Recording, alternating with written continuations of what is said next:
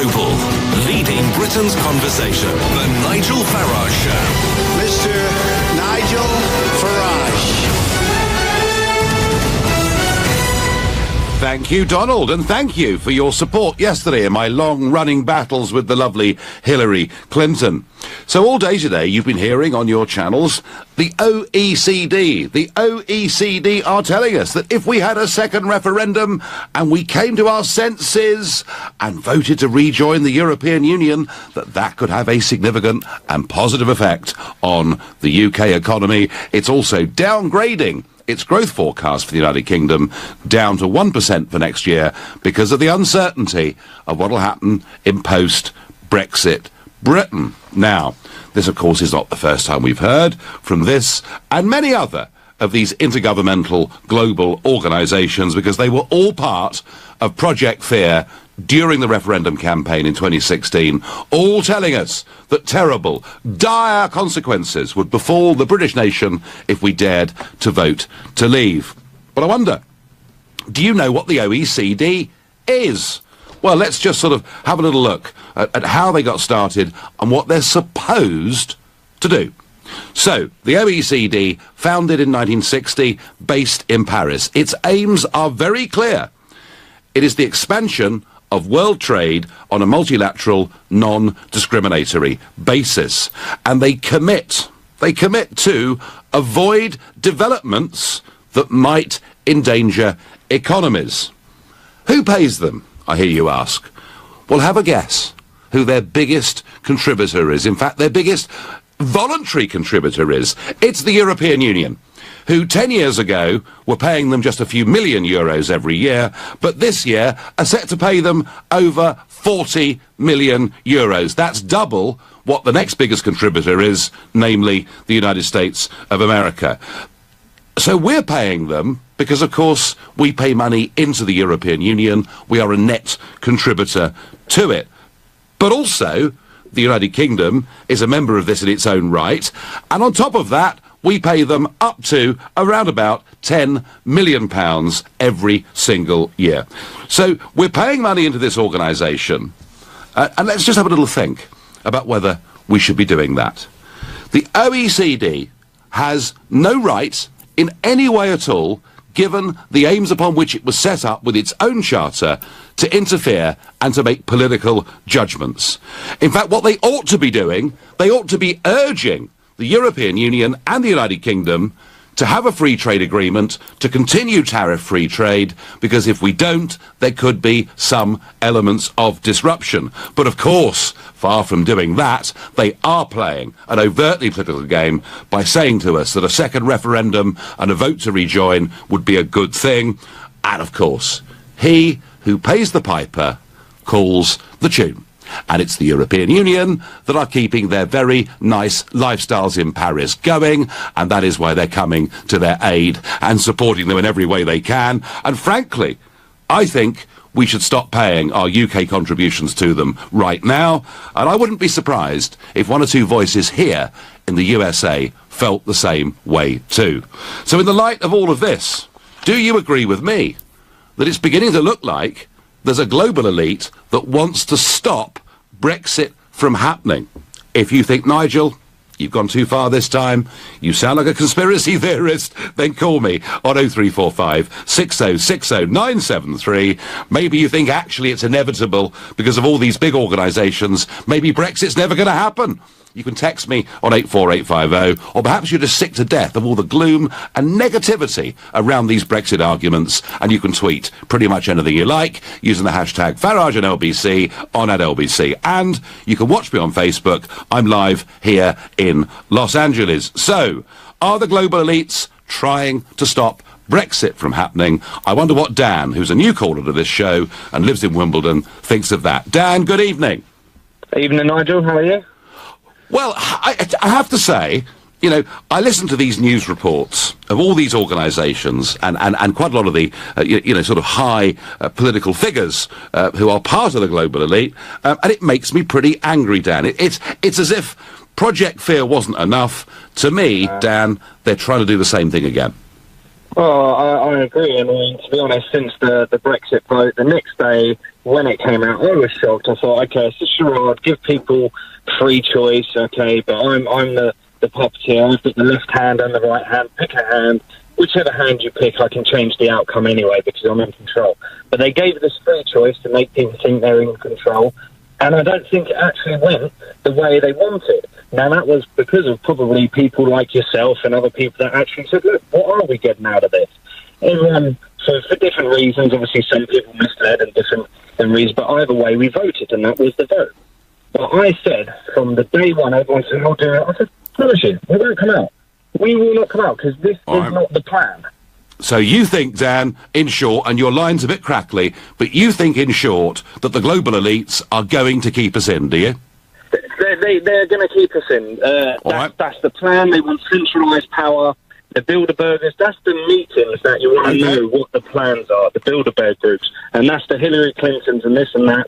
That's their meetings. That's where I want to know what Dan, thank you. Dan, thank you for your call. Not a great line. Dan talked about the Bilderberg Group there. The Bilderberg Group is an organisation through which governments and big global business and political figures come together, have conferences once every couple of years or so. Ben in Barking is my next caller. Ben, good evening. Good evening, Nigel. How are you doing? Well, I'm just a bit annoyed with all these people, Ben. I've sort of had enough, really.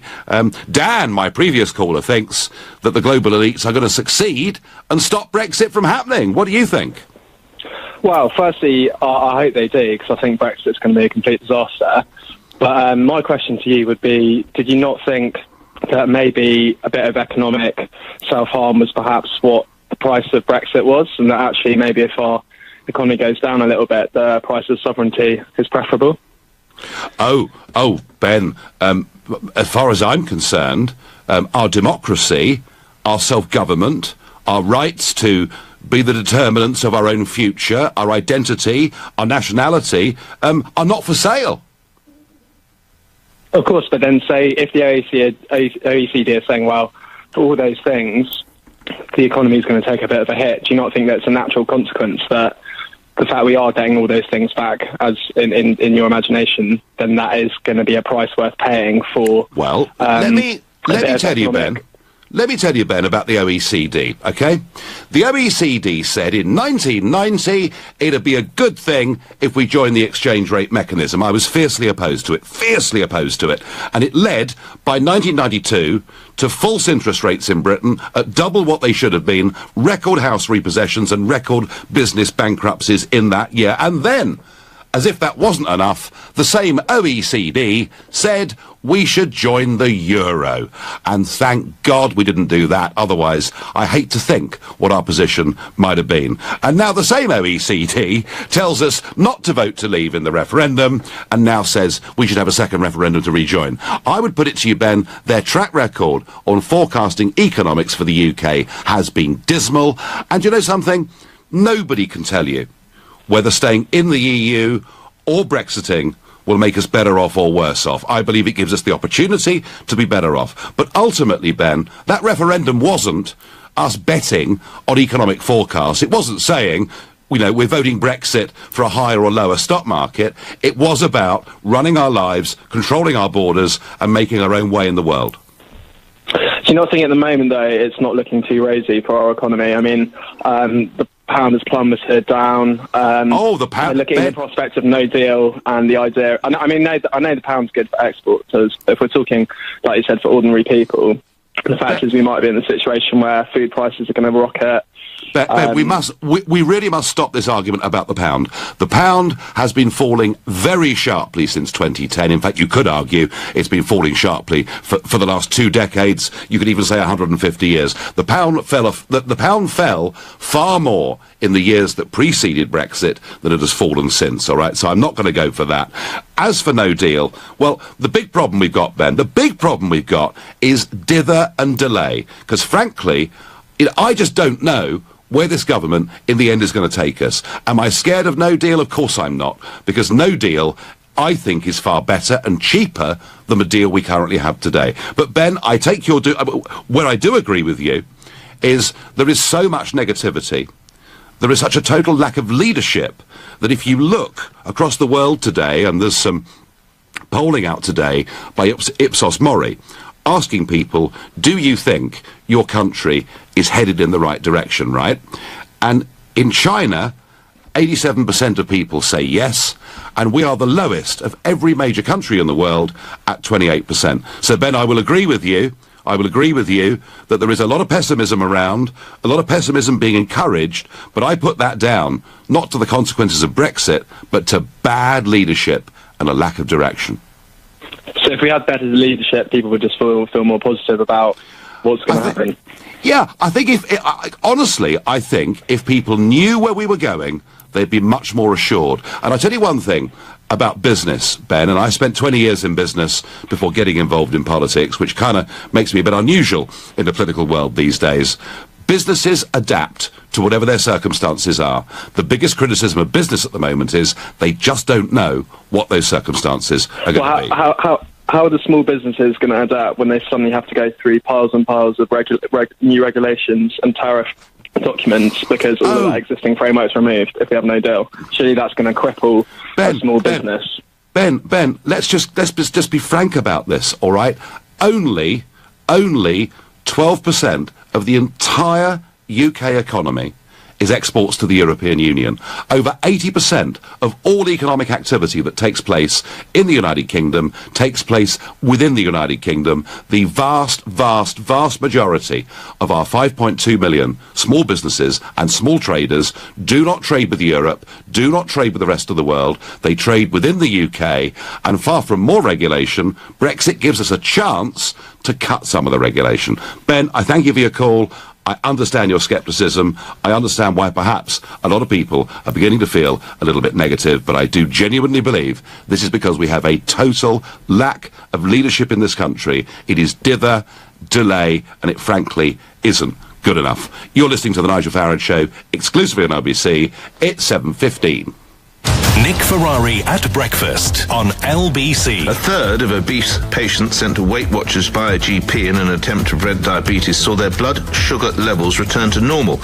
In some of the first evidence from the NHS that such schemes can prevent serious illness. Look, I'm all for folk losing weight, and I can see the NHS benefits, but I'm sorry, some of it has to start with you. Nick Ferrari at breakfast. With Hampton by Hilton. Book direct for the lowest price. Every weekday morning from 7, only on LBC.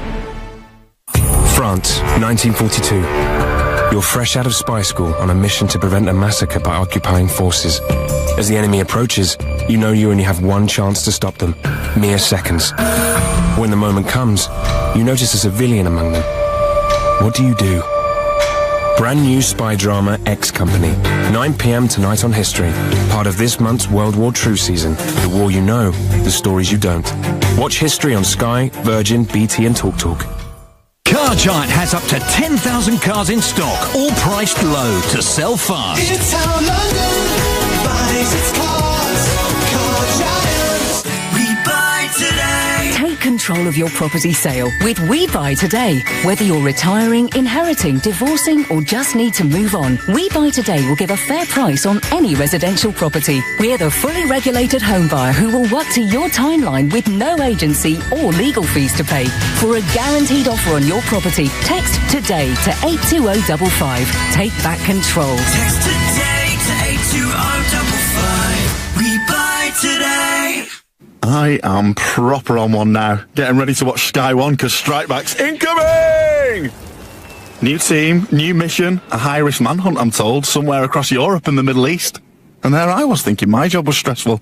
On one, Sky One. Strikeback starts 31st of October, 9 p.m. It's amazing what you can do with a tap. With just a tap, you can go from craving to tasting, from choosing to cheersing, and even from searching to surprising. Flowers! Now with HSBC, you can use Android Pay wherever you see the contactless symbol. It's easy, fast, and secure. Simply download Android Pay from the Google Play Store. So explore, tap, and enjoy with HSBC. Terms and conditions, device restrictions, and transaction limits apply. Most HSBC cards are eligible, subject to status. You could make the main dealer's day by paying over the odds. Or you could go to Big Motoring World and save a fortune on up to 2,000 pre-owned BMWs, Mercedes, Audis and VWs in stock. Then with the money you save, put a smile on your face with a cheeky weekend away for two. Give yourself a break at Big Motoring World, just minutes from the M25. See bigmotoringworld.co.uk. On a travel pack tailor-made holiday, you get to see the very best of the world. Tour the famous Route 66, the spectacular Canadian Rockies. Experience the magic and history of India, the wilds of Africa, or the exotic Far East. Start your journey with Travel Pack. For amazing prices on your tailor-made holiday of a lifetime, call Travel Pack today on 0208 903 9999 or visit travelpack.com. Atoll Protected. The Nigel Farage Show on LBC. Call 0345 6060 973. As the Paris-based OECD, an intergovernmental organisation, tells the British that if we had a second referendum and we opted to rejoin the European Union, that could have a positive and significant impact on the global economy, I'm asking you whether, like me, you're beginning to believe that the global elite are trying to stop Brexit from happening. Because you see, it's not just, is it, the OECD? Let's just remind ourselves what my close personal friend Hillary Clinton had to say about Brexit on Sunday. I personally continue to believe in the value of the European Union and, more broadly, of a Europe that is whole, free, and at peace. No small accomplishment. And Britain has always been a linchpin of that vision. What's missing in both of our countries at the moment, it seems to me, and what we need more than anything else, is empathy. So there's Hillary telling us the EU has brought us peace and prosperity and it's fantastic and Brexit's a mistake. And there's another member of the global elite, a fully paid up, some would argue fully paid member of the global elite, trying to do much the same thing. We heard from him not so long ago. His name, Tony Blair. This decision is life-changing for this country. And this is a moment when every member of Parliament, including the people like Michael Fallon, who frankly believe that Britain's better off in Europe and not out of it, have got to see if there is a way of meeting people's legitimate grievances and anxieties that gave rise to that Brexit vote, but do it in a way that doesn't undermine the economy of the society and the country and its standing in the world. Brexit must be reversed. It's Blair, it's Clinton, it's the OECD, it's the big banks, it's the big businesses. Folks, I genuinely believe the global elite are working together on a conjoined basis to try to stop Brexit from happening. The very same people who all came together through Project Fear to tell us we should not, absolutely not, vote to leave in that referendum. Am I getting this right? Am I sounding a bit conspiratorial? Tony says to me, I don't normally believe in conspiracy theories, but there do seem to be a lot of stories and opinions in the mainstream media trying to create a narrative in people's minds that they should change their views on Brexit. We came through an armada, the Napoleonic War, 2 world wars, many recessions, traitors and weak people wish to drag down Britain. The elites got it wrong in the referendum, and they are wrong now. Jason is calling me from Notting Hill. Jason, good evening. Good evening, Nigel. Just a simple question. I just wondered what you've been smoking there in the US. Because, without being rude, it's just a quick question. I'm appealing here to the ex-businessman that you were, not the politician. Just a simple question. Could you name me the percentage of physical commodities that are owned, produced, manufactured, and sold from the UK externally? I'm sorry, physical commodities. What are you asking how much copper we produce or coal we mine? What are you asking? I'm talking to you about any products that we actually sell, that we actually own, companies, British companies, we own, we produce, Jason, and we sell. Jason, that sounds like a very narrow-minded, nationalistic, isolationist, draw-the-bridge-up approach to how we operate in the global economy today. You could argue, if you wanted, Jason, that isn't it awful that all the car factories across the United Kingdom are now owned by foreign companies. That's the point you're making. But, Jason, I would say this to you. We are now manufacturing more motor cars in the United Kingdom than we've ever done at any point in our history. And for our exports, we're now selling many more of them to the non-EU world than we are to the EU world. And, Jason, Brexit wasn't about pulling up the drawbridge. Brexit was about taking control of our country, our borders, and being able, in terms of trade and business and investment, to open ourselves up to a bigger, wider world. Can I talk now? Well, I mean, you know, I think you had a fairly good go, but I've answered your question. You're actually quite wrong in what you just said, because one of the reasons... the reason you're wrong is because it's quite simple. The reason the Toyota, Nissan, Renault, all those wonderful international companies are here, since we're talking about cars, which is what you wanted to pick on, is because they've got access to the European market. You're not going to have Nissans going from the UK to the United States of America or to Latin America, because very simply, guess what? Volkswagen have got plants there, Nissan have got plants there, and so on and so forth. It doesn't make sense in a world to actually export and pay those tariffs and pay those fuel costs when we're trying to reduce our CO2 emissions and carbon footprint to do that, Nigel. So it's being part of that big, wider 500 million plus number that is actually applicable. So you're wrong, no, Jason. Don't tell me the EU's is the biggest, most important market in the world. This is the argument that Cleggs and others use. It's about Is it important? Yeah, but it's about 15. It's about 15%. It's 15. Jason, it's 15% of the world economy. 15% of the world economy. The question I asked you was actually 20%, and the other 80% are professional services, which you haven't adhered to as well, which is something that when you were a politician under Thatcher, you would realise that Mrs. Thatcher actually placed this country to be a professional services capital of Europe, and that is why the investment from your American friends have come in. Therefore, law firms, whether it's banks, whether it's accountancy firms, you name it. Now, if you look at what's happening right now, Jason, I think, Jason, you are missing.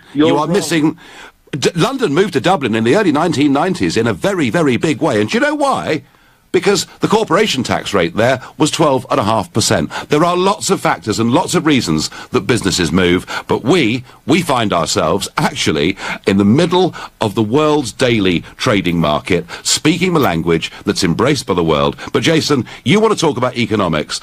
The question I was asking tonight, is there an attempt by the global elites to, like the OECD and the Blairs and the Clintons, do you think I'm right when I say there's an attempt of them to get together to stop Brexit from happening? No, I don't, because the bottom line is these institutions exist to prevent chaos, which is what you're trying to do. You're a fond believer of Aristotle's book, which is that controversy creates cash. I'm sorry to say, controversy creates destruction and creates chaos and creates more problems. So, Jason, just to finish off, there is no element of collusion in any way at all between Blair, Clinton, the OECD, and everybody else. I'm sorry, why don't bring the Pope into this as well? Because obviously you're just using anybody that comes into it that says that the controversy is wrong. Jason, I thank you. I'm going to ask Mike in Hemel Hempstead exactly the same question. Mike, am I wrong to think that all these people are getting together to try to stop Brexit? Good evening, Nigel. Thanks for taking the call. Good evening. You're bang on the nose, mate. You're bang on the nose. I'd like to thank you for affording us the opportunity to leave this totalitarian superstate. And I'll tell you why I'm using those words. I read in the paper today that the Prime Minister of Austria, the new Prime Minister of Austria, has been told by 31-year-old Sebastian Kurz, go on, That's right, has been told by Mr. Juncker to form a government which is EU-friendly. Rather worrying. Well, now, if you couple that with what went on in Catalonia, who is to say that somebody in the EU high up didn't say to the Spanish government, send in the bother boys, sort them out?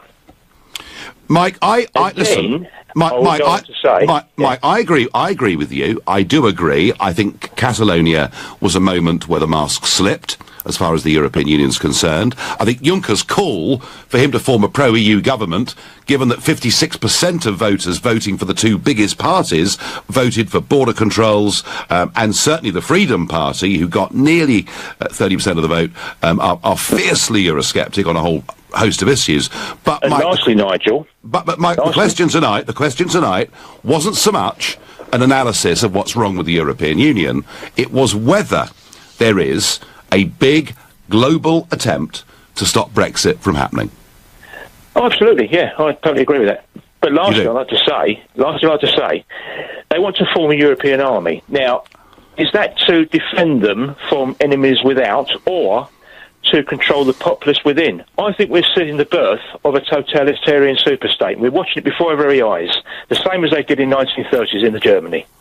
I don't disagree that the EU is fundamentally anti-democratic and perhaps in many ways quite dangerous in terms of the direction in which it's headed. Mike, I thank you. Difficult there with Jason and Mike to get them back to the issue, but I genuinely think there is a big global attempt to undermine and to try and stop Brexit from happening, and it does, that movement, have with it many fellow travellers within the United Kingdom, whether it's the Nick Cleggs, whether it's the Keir Starmers, whether it's the Alistair Campbells, who really rather lost his rag on Good Morning Britain this morning. There's a big attempt. They want to stop Brexit from happening, but I'm not convinced, I'm really not convinced that any of this is making any difference to public opinion in the country at all. Yes, we are feeling a little bit depressed with constant bad news, frustrated by a lack of leadership, dither and delay, but I don't think it's changing people's minds at all. In fact, I think people saw Project Fear back in the referendum in 16 as being something that was massively overplayed, and I don't think we're prepared and ready to listen to those same voices again. And I'm saying that to you, Hillary, and to you, Tony Blair, and above all to you, the OECD, whose biggest donor is the European Union, whom you come out and support as strongly as you have today. You're listening to the Nigel Farage Show, exclusively on LBC, live from Los Angeles. It's 7:30 and time for the news with Philip Chrysikos. The head of MI5 is warning terrorist plots are escalating to the point of violence in a matter of days of planning. Andrew Parker also says technology companies have an ethical responsibility to help the government confront the threat of terrorism. International Development Secretary Dr. Liam Fox has told LBC the Conservatives are the Brexit government, adding it's their great historic mission they'll be judged on getting a good deal. It's as the EU's chief Brexit negotiator Michel Barnier blames the UK for the delayed timetable of talks, pointing to the time it took to trigger Article 50 and June's general election. Sainsbury's confirms it's consulting over the potential loss of 2,000 jobs. They involve payroll and HR positions, plus across the supermarket as a whole and its bank and also newly acquired Argos chain.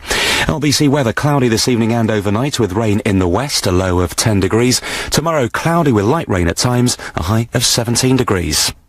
LBC travel on the A13 in Beckton. There's a lane blocked on the eastbound side at the Beckton roundabout, and it's because of an accident involving 6 vehicles. There are delays now all the way back to the Canning Town flyover. In Croydon, and the Brighton Road is partially blocked southbound at Warham Road, and it's because a bus has broken down. Police are directing traffic. And onto the trains now. Greater Anglia services are delayed by up to an hour in and out of Liverpool Street, and that's all because of a signalling problem. LBC Travel, I'm Anne-Marie Walsh. This is LBC. Darling, what's wrong? I missed a call. It was that big order. And when I called back, he'd already gone with another supplier. Why didn't we have e-receptionist answering and directing our calls? Avoid the horror of the missed call from just 30p a day with eReceptionist. Visit eReceptionist.co.uk for your free 30-day trial.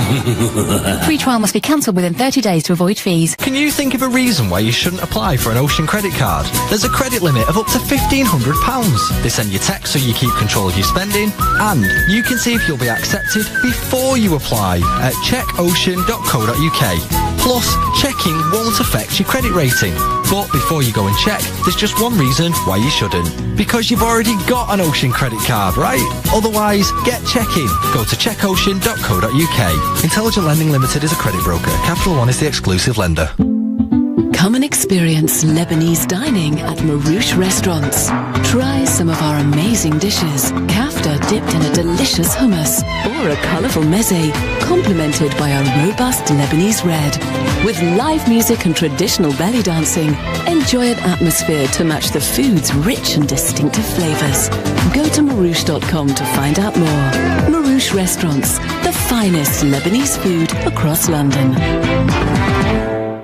You know your 70s from your 80s, from your 90s, from your noughties. Let's go. It's a... But do you know your pension options? PensionWise is a service set up by the government to provide free, impartial guidance about your pension pot. If you're over 50, call 0800 138 1888 to book your free telephone or face-to-face appointment. PensionWise. Get to know your options.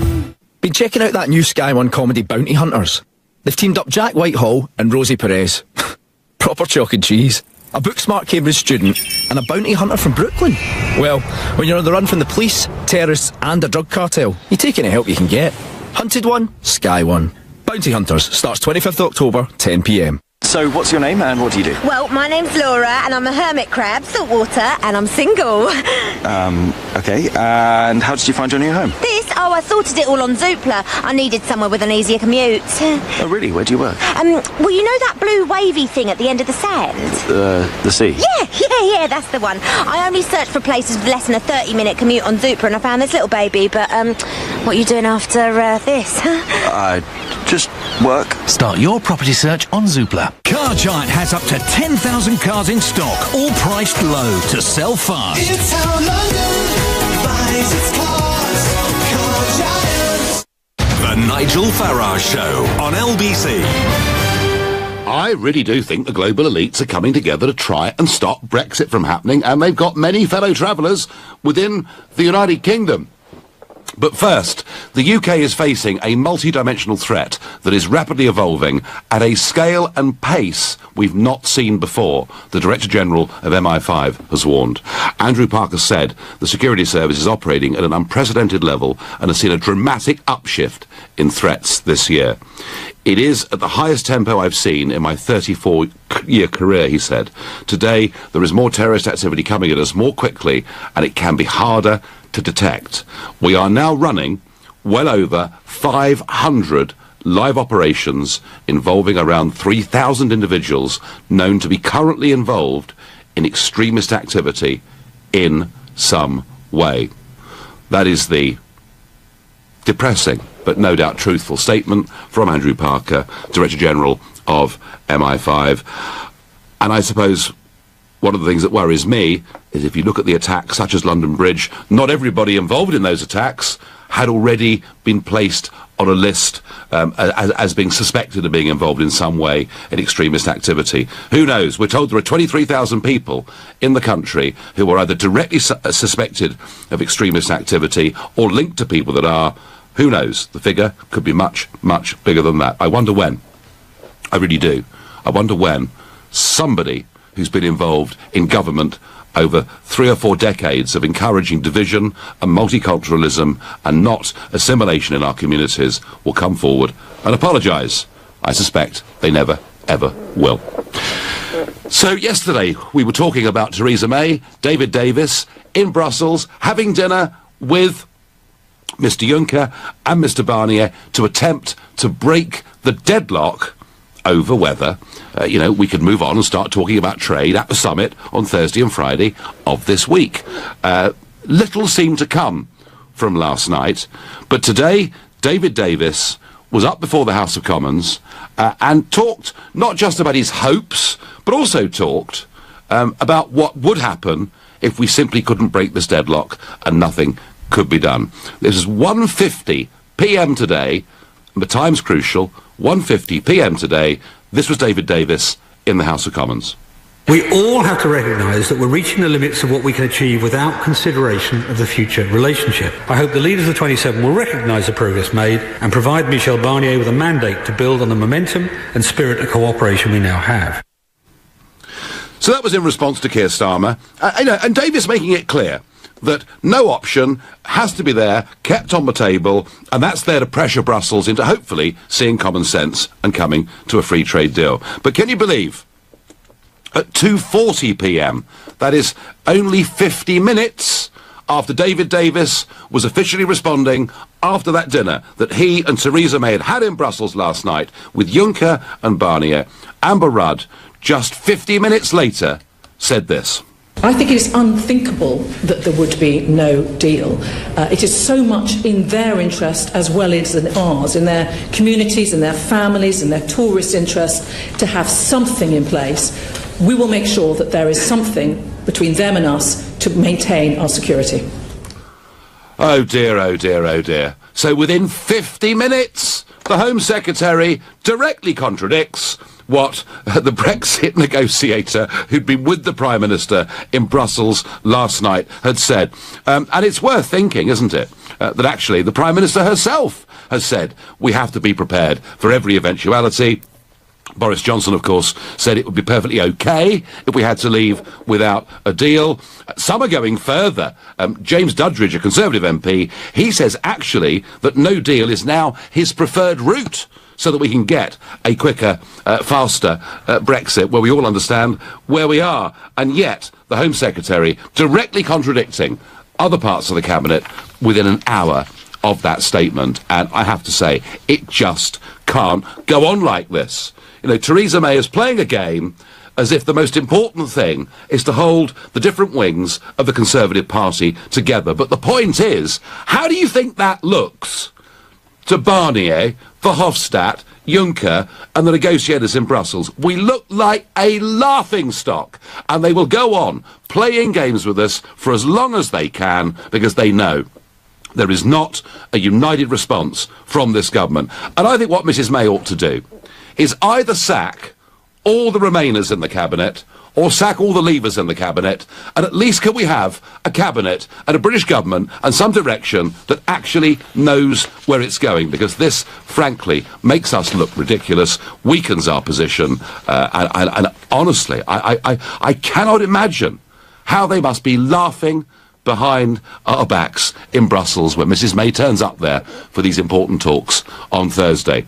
Back to my earlier theme, the OECD telling us that if we had a second referendum and maybe had the sense to vote to rejoin the European Union, it would have a positive and significant impact on our economy, and that falling, you know, hard on the heels of Hillary's pro-EU tour. Not just of the UK, she's off to France and off to Germany too, Mr Blair and many, many others. Are the global elites trying to stop Brexit? I think they're working together towards that aim. I wonder what Nick in Sevenoaks makes of that proposition. Nick, good evening. Good evening. My reason for calling, and I've waited for nearly half an hour listening to you. I'm sorry. And your love of your own voice. Why are you? Oh well, Nick. I tell you what, Nick. I tell you what, Nick. There are loads of other. I tell you what. There are loads of other. You can call the BBC. There are talk shows everywhere. The fact you've been kept in a queue is because a lot of people want to speak, text, and tweet. And I do my best, Nick, every evening to get through as many of you as I possibly can. Right. Let me make my point then. Why are you so angry with the OECD for saying the same thing as you are on record as saying? Which is what? You were on record as saying that Brexit would hit the economy and that you saw that as a price worth paying. As a millionaire, of course, you would. Hang on, Nick. Point number one. Did you not say that? No, of course not. Point number one. Yes, you did. I can cite the article in which it was reported that you said Brexit would be a price worth paying in terms of the hit to the economy. Now, you were talking about it in terms of a short-term hit, not a long-term hit. Nick, what I said was that it was impossible to predict. Nobody could predict, economically, what staying in the European Union would mean for the British economy. Equally, nobody could 100% predict what leaving the European Union would do to the European economy. But the point I made, Nick, and I will repeat it, is that not everything in life is about GDP figures. Not everything in life is about the value of the stock market. That actually there are issues about democracy, about nationhood, that matter far more. And if you'd given me the choice, would I have accepted, I mean, had the proposition been, would you be prepared to be a little bit poorer and to be free? I'd have voted for it, but I don't think Brexit means we have to be poorer, okay? Well, I disagree with you, and all the evidence is pointing towards us being poorer, weaker and more divided. And I don't want a country that is like that. All right, Nick, can I ask you, to you, does money matter more than liberty and freedom? I value them both equally, and I don't see them as a false dichotomy in the way that you do. And I think that we have sufficient liberty and sufficient freedom, including freedom of movement as members of the EU, and to try and make out that they're a global elite, and to try and make out that this is some sort of conspiracy. I'm not watching you on Facebook, but I can only imagine that you have your aluminium foil hat on when you say things like that. So when I read out, and you've obviously been listening very intently this evening, when I read out to you the Charter, the aims of the OECD, would you not agree with me that what they did overnight directly contradicts those? No, I think what they were doing was pointing out the consequences of a decision which the British people have taken, and the consequences if the British people should decide to reverse that decision. Okay, and that's entirely consistent with what you said. Something else you said was that you didn't believe that Brexit would be a disaster, but if it was, you would leave Britain. Now, how much patriotism is there? No, that was a completely tongue-in-cheek throwaway line. The OECD is there to promote an expansion of world trade on a multilateral, non-discriminatory basis. It is there to avoid developments that might endanger economies. Well, right now, post the democratic result, the one thing that could endanger economies ever so slightly, European ones more than us, is that we don't come to any agreement at all. So they should be doing what they've been there since 1960 to do, Nick. Should they not be encouraging a grown-up free trade agreement between us and the European the European countries, and not playing politics? Well, I mean, you can't accuse anyone of playing politics when you're a politician. It's the game you play all the time. Yeah. If you're in no, Nick. If you're in politics, then you're playing politics. You do politics. If you're working for an intergovernmental organisation funded by taxpayers all over the world, especially those in the European Union, and your charter, it does not give you any permission to play politics, surely you shouldn't be doing it. Well, politics and economy and economics go hand in hand. You've been playing politics all the way through this. The OECD is pointing out the consequences of a decision which has been made. I believe that decision was made on the basis of misinformation, but you may disagree with that. Nick, do you want a second referendum, Nick, or not? Yes or no? I don't want us to leave the EU. I think it's against our national interests, and I regard the people who led that particular movement as being either misguided or being deliberately misleading, and I'm not quite sure which. The only thing I can remember is you actually standing up in the EU Parliament and making speeches which weren't really about persuading people in the EU. They were playing to the audience at home, and a particular kind of audience. And that was playing politics. How shameful of me, Nick! I've spent all these years trying to change public opinion in Britain so that we can become a free, self-governing nation. You may hate it, but tell you what, there's millions out there, Nick, that are pleased that I did it. I promise you, it's true. You're listening to The Nigel Farage Show, exclusively on LBC, live from Los Angeles. It's 7:45. Coming up at 8 on LBC, Clive Bull. Parliament agreed 6 years ago to cut the number of MPs to 600, but as the details are published today, many doubt it will happen. Do you think there are too many MPs? Clive Bull on LBC. Darling, what's wrong? I missed a call. It was that big order, and when I called back, he'd already gone with another supplier. Why didn't we have e-receptionist answering and directing our calls? Avoid the horror of the missed call from just 30p a day with e-receptionist. Visit ereceptionist.co.uk for your free 30-day trial. Free trial must be cancelled within 30 days to avoid fees. I am proper on one now. Getting ready to watch Sky One because Strikeback's incoming! New team, new mission, a high-risk manhunt, I'm told, somewhere across Europe and the Middle East. And there I was thinking my job was stressful. On one, Sky One. Strike Back. Starts 31st of October, 9 p.m. Block management? Oh, it's a doddle, isn't it? I mean, once you've got budget approval, all you need to do is your service charge invoices, health and safety regulations paperwork, do the cleaning, the gardening, general maintenance, sort out site inspections, arrange contracts, insurance, emergency representation. Yes, block management. Such a doddle. Save time and money and cut down on the stress. For complete block management solutions, just call ABC Estates. ABC will take care of all your day-to-day management, leaving you as happy as Larry. For complete block management solutions, see abcestates.co.uk or call 0800 888 6688. We've been thinking about the nuclear family, that vision of mum, dad and their 2.4 children, and how times have changed. How we're now living longer and our kids are leaving home later. So we thought, with all this change, shouldn't we change the way we think about mortgages? So we now cater for all types of family and are trying to turn Generation Rent into Generation Buy. Mortgages for how life is now. NatWest. We are what we do. Your home may be repossessed if you do not keep up repayments on your mortgage. If you own a Swiss watch and it's time to sell it, speak to watches.co.uk. The whole process runs like clockwork. Rolex, Patek Philippe, Omega and more. It only takes a couple of ticks and we pay immediately. Or if you just fancy a change, we could take yours in part exchange.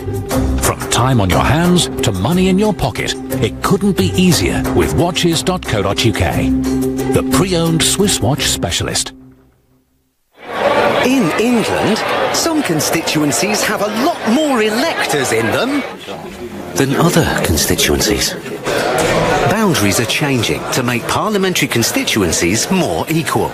Don't miss the last chance to help us shape the new constituencies in your local area. Time is running out. View a map of the proposed changes in your area and have your say at bce2018.org.uk. The Nigel Farage Show on LBC. In the light of the OECD overnight telling us that if we in a second referendum voted to rejoin the European Union, that would have positive impacts, beneficial impacts on the UK economy, I'm putting forward the idea that the global elites are working together to try to stop Brexit from happening. And those that are ringing up and disagreeing with me are saying, but Brexit's a disaster. It must be reversed. It's awful. Well, fine. That's your opinion.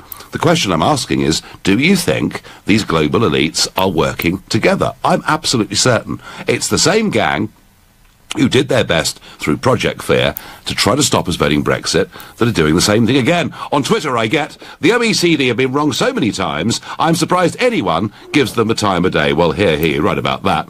All the losers, through their own greed and agendas, who have caused such untold chaos and misery, are joining forces to stop Brexit. Good luck. Well, they'll need good luck, because I can't see us changing our minds, despite all of this. Debbie says, does anyone else think that our government is not listening to the people? Yes, I think a majority of the country believe that. Gareth says the OECD is doing what's needed because none of our politicians are doing it. Oh, yes, they are, Gareth.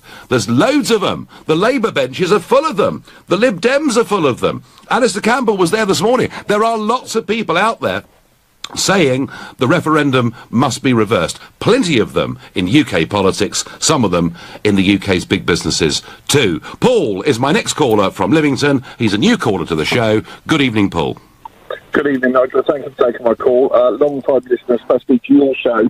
I drive past the Swabian Transit, which was the Swabian Transit factory most days, which is now in Turkey. Yes. I don't believe for one moment that we could have a car industry again. I remember watching one of your businessmen speaking at one of your conferences a couple of years ago saying, why are we not dealing with South America? Paul, rotten line, we're going to come back to you. Rodney from Bradford. Rodney, good evening. Hi, Nigel. Hello there. You're a new caller as well to the show, so tell me. Yeah, nice to speak to you. I'm just concerned that you're talking about a global elite that you seem to be part of. Oh, really? Oh, that's nice of you. Really nice of you to say so. Thank you. You and Tony Blair are part of the same coin. You're just on opposite sides. So, your links to Trump, Russia, Assange, Putin, Cambridge Analytica. Rodney, tell me what my links are to Putin. Go on, please. You are on LBC. You've got the chance to expose me to the nation in terms of my links to Mr. Putin. So off you go, son. I don't have the wherewithal to find the links. But so how dare you come on the radio and accuse me of that if you've got no evidence to back it up? How dare you? They will come out eventually. You will be found out. Rodney, who do you think you are to go around making accusations like that are based on nothing at all? Well, they are, aren't they? No, I'm sorry. Yeah. That really is utterly ludicrous, isn't it? And let me tell you something. Unlike Tony Blair, I spent 20 years working in the private sector. I had a proper job before getting into politics. There are no comparisons, Rodney, between me and Blair at all. No, I think you're part of the same coin, mate. Honestly, you really are. Well, Rodney, I don't mind what people call me, but to call me part of the global elite is frankly ludicrous. How much did you spend on your lunch today? I haven't had lunch today. How much did you spend on your lunch today? Rodney, where did you eat it? Rodney, I'm not having lunch today. I had eggs and bacon for breakfast, and I won't be eating for another 12 hours because I'm busy doing stuff. Rodney from Bradford. Where are you? I tell you what. Where are you? In New York? I'm not in New York. I'm in Los Angeles. Rodney, you're a waste of time. You come on, you make accusations that you simply can't back up. I think, frankly, it's pretty insulting stuff. Always best in life, when you attack people, to have some evidence to substantiate it. Brendan is calling from Nottingham. Brendan, good evening. Hello there, Nigel. I've got in front of me the OECD's website. Yep. Right at the top, our mission. Yep. The mission of the OECD is to promote policies that will improve the economic and social well-being of people around the world. Now, that's fine. In which case, if that's the case, why did the OECD say, right, okay, the decision is Brexit, that's called democracy, therefore, EU, we call you and call on you to do a deal with the UK so the people, the whole of Europe, the United Kingdom and all the other 27 countries, the economies do not crash, and therefore it will improve the economic and social well-being of the people around the world, because that is our job to do. Respect democracy and call on the EU and the UK to do a deal. Now, why didn't they do that instead? Brendan, you're absolutely right. And everybody listening to this, by the way, every single person listening to this that is against Brexit and thinks it could cause economic harm should, Brendan, be joining you and me with this argument that it's the OECD's job, given the referendum result, to encourage a free trade agreement between us and the European Union. You are absolutely 100% on the money with that analysis. But what I'm getting, Brendan, I'm getting people who think it's a mistake to leave the EU, who are not prepared to see through the logic of that case, and that what the OECD has done today is wrong.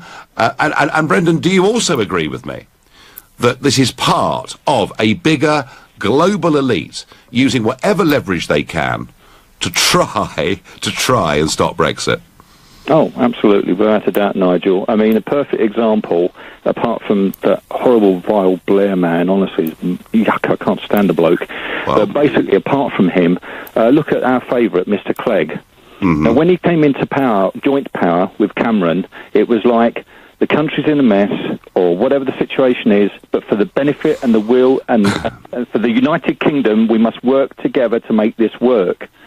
And why is it then, when a democratic decision is made that he doesn't like, we've got to do all our can to have it reversed. We've got to do everything to make it fail. I know, Brendan. The United Kingdom, the people Brendan, I'm with you. I get it. I thank you for your call. I move on to Tony in Wimbledon. Tony, good evening. The OECD are urging us to have a second referendum. Are they working in cahoots with Clinton, Blair and everybody else, or have I got this completely wrong? Well, I'd like to think that that's not the case, but I look at the situation as it stands, and I'm going to ask you, based upon your years of experience of business, and also being somebody who's worked in the EU machinery, what is a worst-case scenario for this country come the date that there is no deal, and then we're actually then stepping out of the EU. How will the big corporations respond to us? How do we counter the fact that money now is electronic and it'll take a few press of a keyboard and a vast amount of money can move out of this country? Well, a vast amount of money, Tony, can move out of this country or into this country. What we have to do is be prepared technically for a no deal, which means we need devices at Dover to photograph number plates and lorries and all of those things, and we'll need an extended border force. Of course, that is true. But the point, Tony, is this. The deal we currently have, all right, costs us a very large sum of money. Up to £10 billion net every year, simply to have tariff-free access to the European market. But not just do we pay £10 billion, we also have to adhere to all of the EU rules, many of which may not suit us, and crucially, we're banned from forming our own relationships trade-wise across the rest of the world. So I contend, Tony, that no deal would be a lot better than the deal we currently have. And if that's where we have to go, that's where we have to go. I would rather, just for ease and simplicity, that we continued with a tariff-free trading relationship, which logically is what the Europeans should give us, but hey, they're not. I thank you. Folks, lots of strong opinions on this today. I think the OECD are wrong. But that's life. You've been listening to the Nigel Farage Show on LBC. I'm back tomorrow evening from 7. Coming up at 10, it's Ian Collins. But up next, it's Clive Bull. Nigel, thank you. Coming up at 9, the Health Hour, GP Dr. Ellie Cannon is here to answer your medical questions. And we'll be talking about the 10-minute limit on GP appointments. Also later...